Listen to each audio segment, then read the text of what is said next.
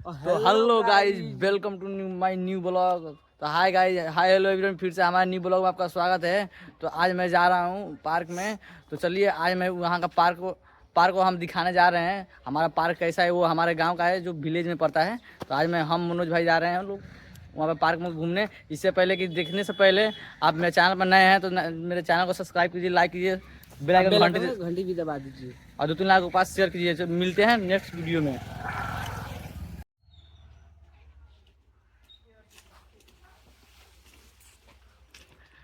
तो गाइस देख लो, ये हमारे पार्क है गांव का।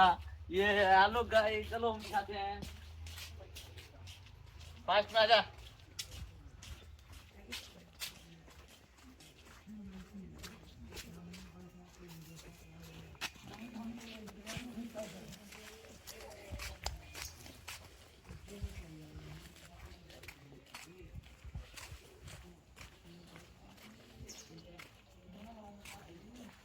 फास्ट आजा, जल्दी आओ, जल्दी आओ।